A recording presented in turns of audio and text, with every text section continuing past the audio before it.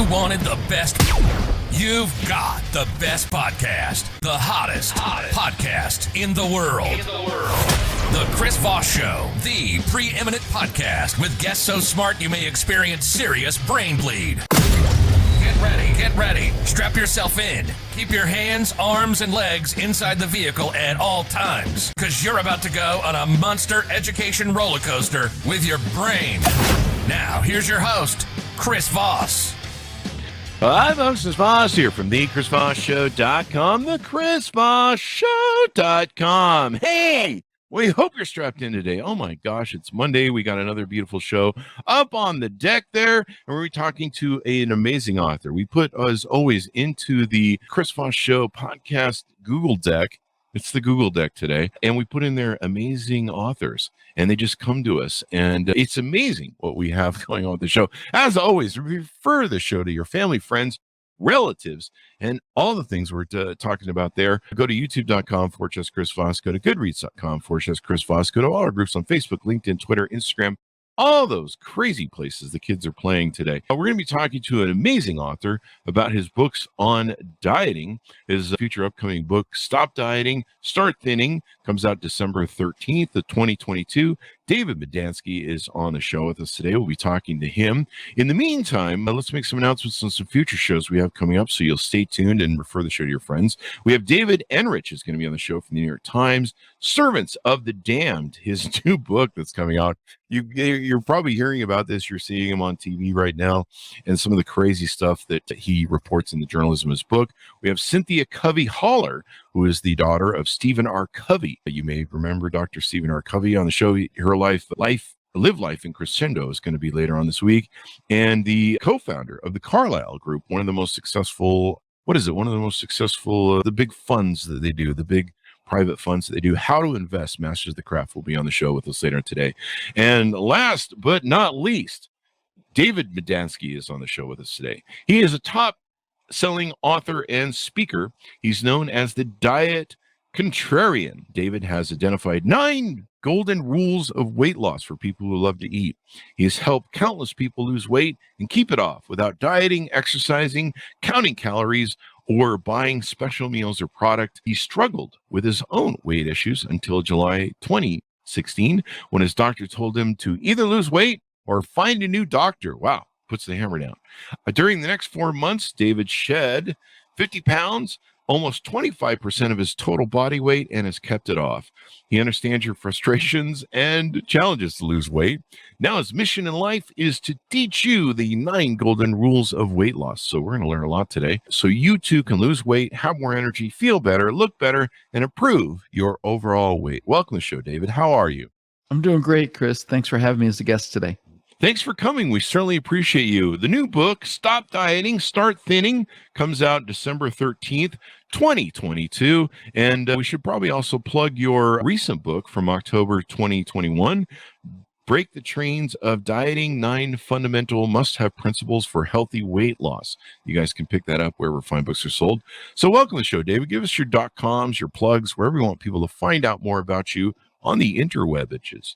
Sure. People can find me at amthinning.com. That's capital IAMTHINING.com. They can put my name in and find me on Facebook, LinkedIn, or Instagram.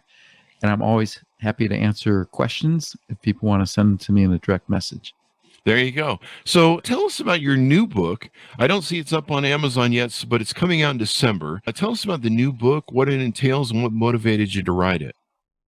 Well, I'm super excited about the new book coming out because it's a condensed version of Break the Chains of Dieting.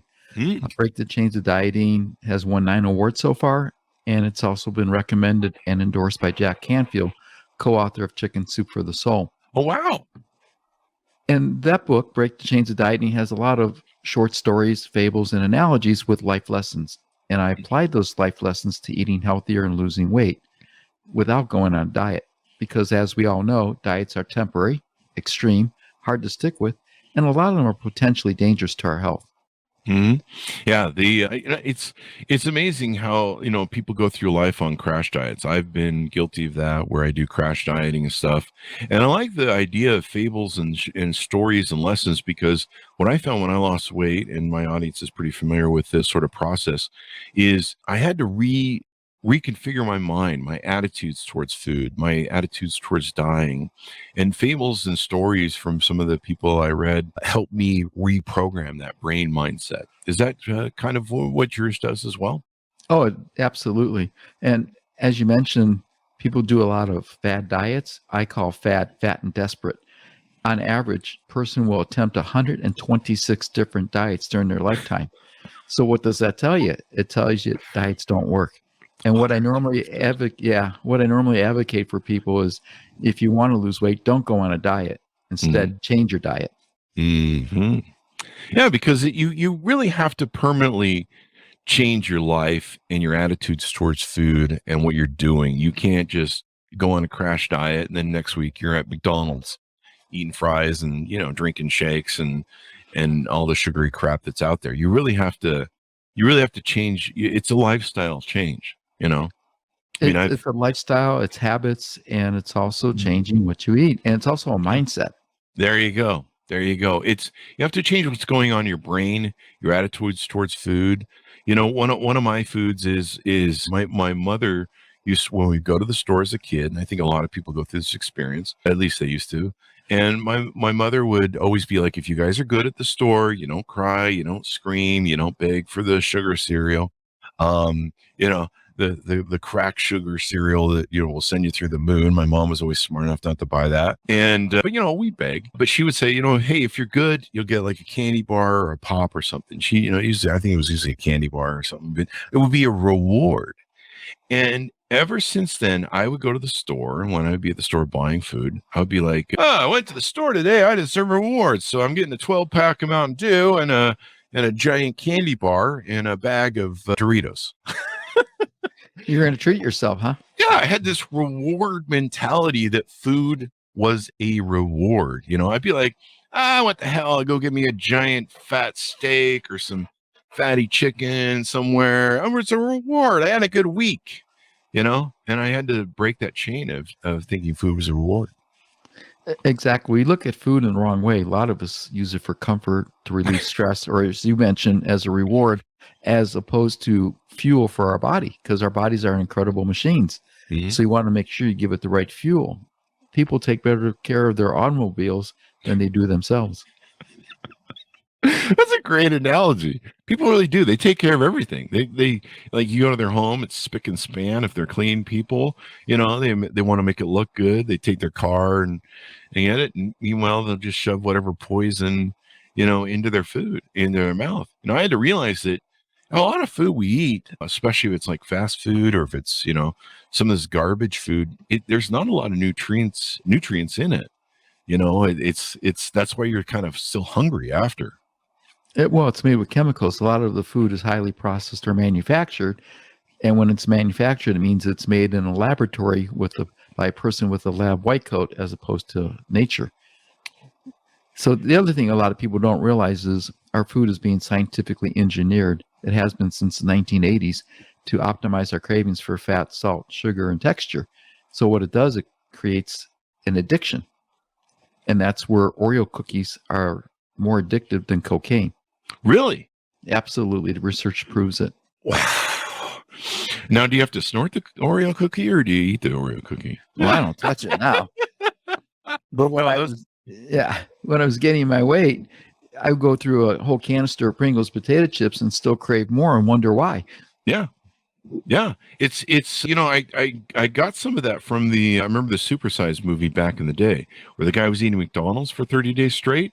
Yeah. And he's like, I'm always hungry because there's no nutrients in that. If you've read some of the Franken meat, a lawsuit that went into, I think, the chicken nuggets or something, where the judge coined the term Franken meat. And I just think of that every time I think of McDonald's now. I'm like, Franken meat.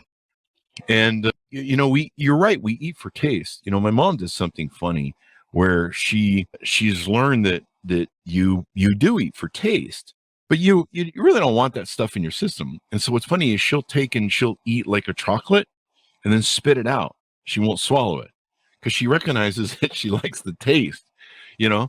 And that's one thing I had to realize, that, you know, the salt taste and different things, I was eating for the taste. I mean, you don't say to yourself, hey, let's put some poisonous crap that's been engineered in a thing to manipulate me like a monkey by some scientists in some McDonald's lab. I think we're losing McDonald's as a sponsor at this point, but that's okay. We don't need that. But no, and we have to, like you say, this is a really important thing. Recognize that our food is scientifically engineered to manipulate us, to enslave us, to get us hooked, just like cocaine or any other drug. You know, people don't look at food as a drug. They're like, oh, those people on drugs over there, they're bad. I'm going to eat this whole pound of ice cream, you know, recognizing, you know, the high fructose corn syrup and stuff that's out there. Exactly. I mean, it's really highly addictive. Yeah, especially M&Ms. That used to be my downfall, or Hershey bars. The list goes on. And soda is the worst thing people can drink, and diet soda. I get that argument all the time from people who I coach. Well, diet soda has 0 calories. How does it cause weight gain? Well, it's because of the aspartame, which is the artificial sweetener that's in it. And aspartame has 92 known side effects. And one of them is weight gain because, number one, it inhibits your body from absorbing vitamins, minerals, and nutrients. So now your body's in what they call starvation mode because you're not getting the right fuel for it. And it also increases your cravings for sweetness. So now you crave to eat the donut, the cake, the pie, the cookies. The other thing, a lot of people that I learned, the reason they feel hungry is they're dehydrated because they're eating stuff like pop and different things. You know, you're talking to some guy who used to put down 10 to 15 cans of Mountain Dew a day and then drink vodka at night for 20 years. Well, no, you're 100% right. That's the number one golden rule, is to drink water. And because in the U.S., 75% of the U.S. population is chronically dehydrated, meaning we don't drink enough water. There's a direct correlation to 72% of the U.S. adult population being overweight. And what happens, a lot of times we think we're hungry, we're actually thirsty. And when you drink water, then you feel more satisfied, and it's also filling. It also acts to help clean your system. The other thing is our bodies are 60 to 70% water, not soda, not diet soda, not fruit juices, and not fruit flavored beverages. There you go. It's really wild. What are some other things that you cover in the upcoming book that we can tease out? Oh, I'll give all 9 golden rules, because I also tell in the book what to do, but also how to do it. And at the end, I talk about having an accountability partner. And where a lot of people will talk about how to get an accountability partner or what to do, I actually explain, you know, how to do it and what to do during the conversation or Zoom conversation.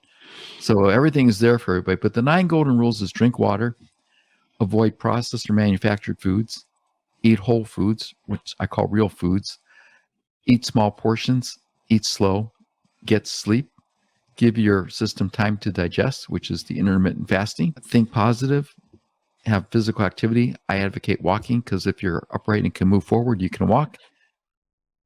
And the other one is to sleep more. So that's it. I mean, but people think, oh, that's simple. I know that. And I always tell people, sure, I understand you know that. Are you doing it? Are you doing it? No. Well, why not? If you know what to do, why aren't you doing it? Why aren't you doing it? You know, sleep is so important. That's one thing I learned losing. The sleep is so important. I have to get 8 hours of sleep. If I don't, I lose weight. Now, sometimes I've done, during COVID, I kind of went on this weird binge. I think I was secretly had anxiety or something. I just went on a binge where I was sleeping for 4 hours, and then I would take a 4-hour nap later on in the day. So I was spreading it out. Well, I wouldn't lose weight. Sometimes I go up in weight during the first 4-hour period.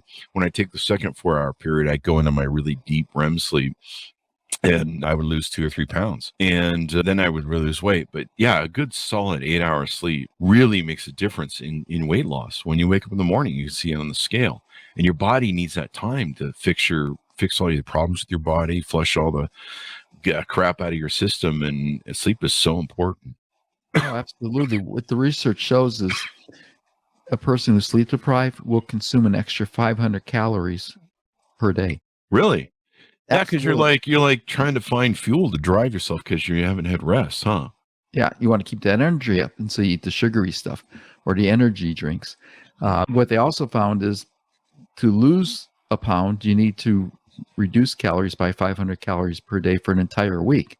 Mhm. And that's where the fallacy comes in when you see the national brands about losing 15, 20, 30 pounds the first month guaranteed. You can lose the weight. Most of it you won't keep off. So usually what I ask people is, would you like to weigh 24 to 48 pounds lighter by this time next year? And Mhm. most people are like, well, yeah, that'd be great. Okay, can you lose 2 to 4 pounds a month? Not a week, a month. Well, most people say, yeah, I could do that. That's doable. Well, if you do that consistently on average for 12 consecutive months, because some months you'll lose more and some you won't lose any, over a year, you'll be 24 to 48 pounds lighter by that time. The problem arises that everything is instant gratification. We all want to be Mhm. slim overnight. And what I tell Yeah. people is, you didn't gain your weight overnight. You're not going to lose it overnight. Yeah, I mean, some people put it on for years. It took me years to put mine on. It takes time to get them off, and it takes time. But yeah, a nice slow method makes it so that people don't feel. What's that old saying? If the portion of the word diet is die, so people are like, I'm dying, I can't eat. That was another important mindset that I had to learn, that you're designed to live off your fat. And your body stores fat so you can live off it. And we live for a winter that never comes, because it used to be we would store up some fat to live over a winter because we were cavemen and we had trouble hunting in the winter. And you can't farm and have gardens in the winter. In caveman times we had to put on some weight so that we could survive winter. But nowadays we live in year-round 70-degree temperatures, so we eat for a winter that never comes. And we keep putting out weight for a winter that we never really see. We have food 24/7 year round. Well, not only that, we were talking about intermittent fasting, and most people don't realize back, 100, 200 years ago, people didn't know when their next meal was going to be. Mhm. And we are blessed today, or cursed, depending on how you look at it, with an abundance of either food or food-like products that I call edible products. The manufactured Cheetos, the chips, the pretzels, things like that aren't really food. And what's interesting is most people can do an intermittent fast without realizing it. And what I mean by that is, if you stop eating 3 hours before you go to sleep and you sleep for 8 hours, well, that's an 11 hours before you wake up in the morning. And what I recommend for people is drink water first thing. So I usually have a 20-ounce glass of water to rehydrate.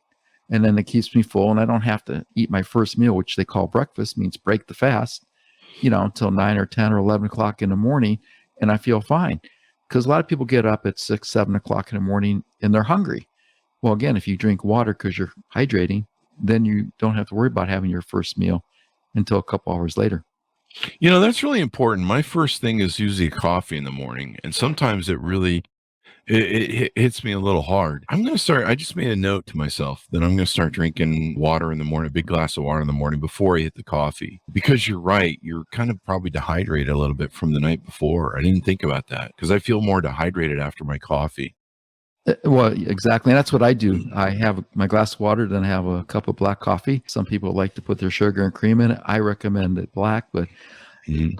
to each their own. If you can reduce the amount of, milk or creamery put in, or reduce the amount of sugar, you'll be a lot better off.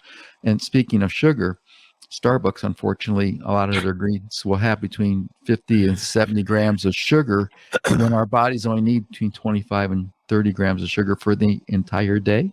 Mm-hmm.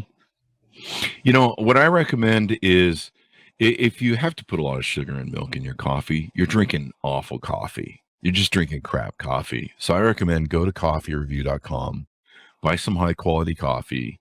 If you buy high quality coffee, and the funny thing about it is it's not that much more expensive than you could buy a bag of coffee beans of high quality. They have on their site coffeereview.com. I should be getting paid for this. They have ratings like you buy wine, like 95, 100, 90 to 100. They have ratings of coffee, and there's different coffee producers you can buy from, and literally you will pay what you spend in a day or two at Starbucks for a bag of coffee. So you're going to save yourself a fortune. And if you buy high quality coffee that's 90 to 100, you don't need to put sugar or milk in it. The taste and the quality of what you're going to buy is going to work for you.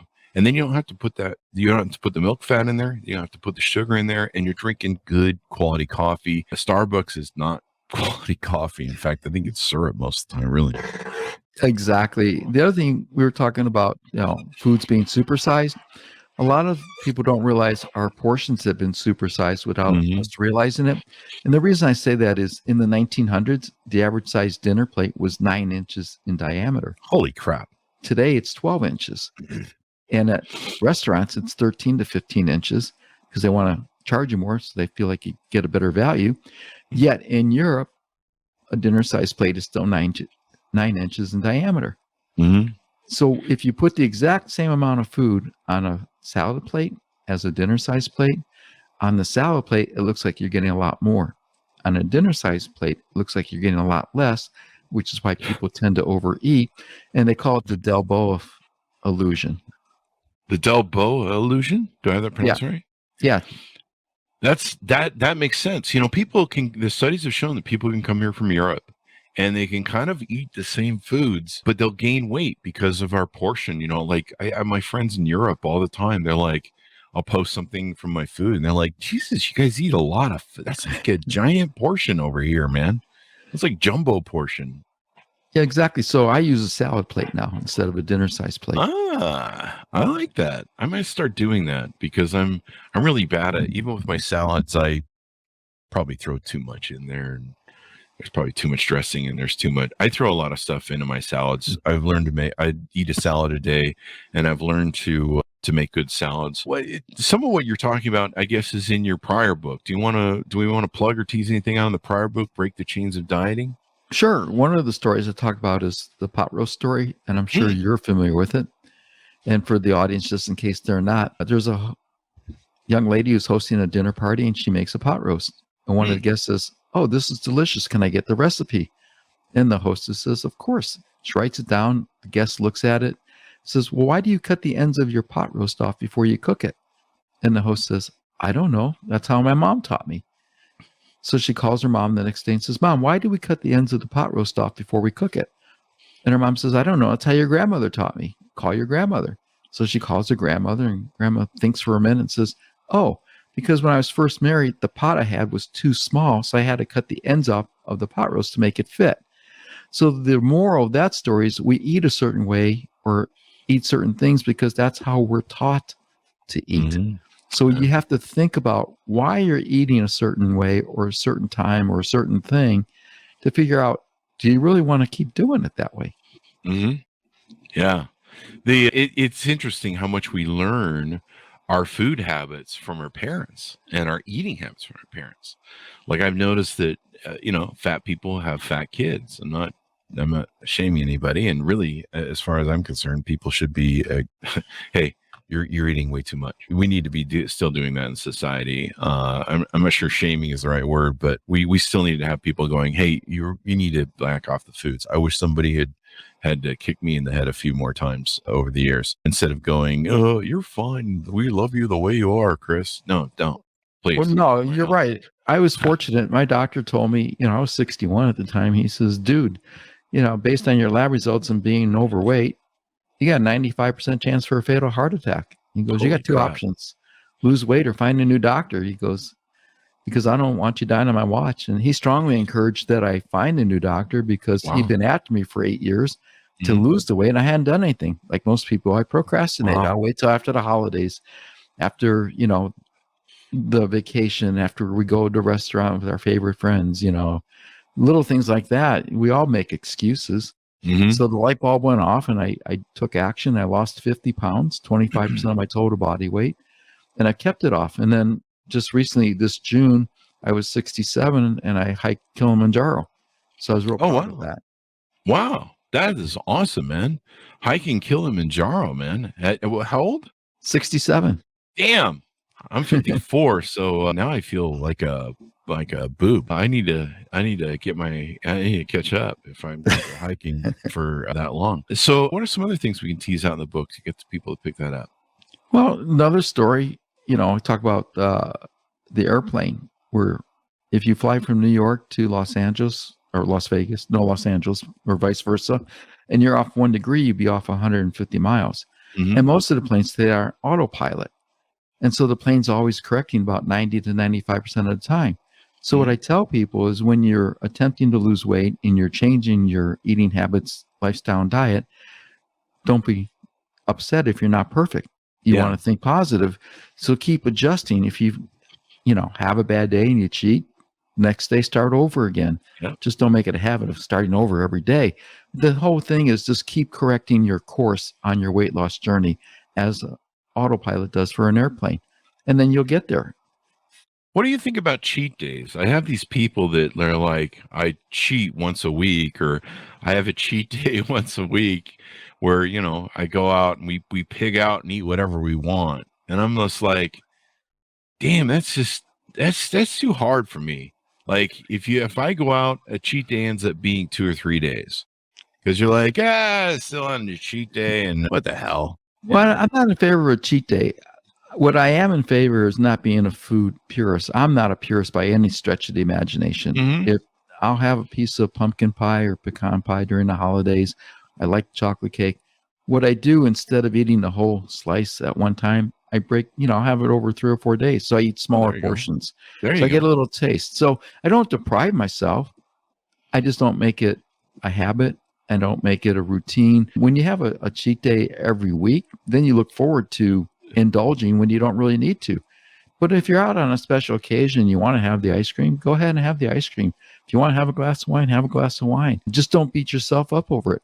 Normally what I tell people is if you're really committed to reducing the weight and keeping it off, first lose the weight, because it's easier to lose it than it is to and then indulge than it is to indulge as you're attempting to lose it. Yeah, that's definitely true. Anything else you want to tease out on the book before we go out? Well, yeah. What's of concern to me is that 80% of the population above age 50, the 50 plus generation, are either type 2 diabetics or pre-diabetics. 96 million Americans are pre-diabetic. That's about 1 in 3 Americans, and 8 out of 10 of those don't even realize it. Yeah. And it's getting worse. And that's because of the food we're consuming, because it's poison. We don't realize it all at one time, and it builds up over time. And if you're a pre-diabetic, what it means is if you do not change your eating habits and lifestyle, you'll be a full-blown type 2 diabetic within 7 years. And type 2 diabetes is not only preventable, it's reversible. And so you can improve and not have to worry about it. And that's getting to be alarming with the population, aging as we are, especially my age group, where they're having all these illnesses that are preventable. Yeah, a lot of people are being diabetic, and a lot of my friends that were told they were borderline diabetic or going down diabetic, and their doctors gave them a kick in the butt. They changed their diet, they lost the weight, they got better. It is kind of reversible in certain cases, and you just don't want to end up, the older I get, the more it seems like my system slows down.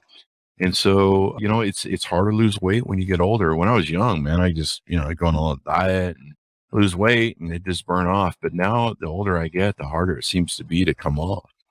No, I agree with you. When I was younger in college, I was eating a pound bag of M&Ms, having pizza and ice cream, never gained a pound. However, I was running, 4 to 5 miles a day, and I was playing, sports in college and burning it off. Now I just look at the food and I gain the weight. Yeah, that's pretty, or think about it. Yeah, most definitely. So let's see. Give us your plugs so people can find you on the interwebs and learn more about you. Sure. They can go to amzn.to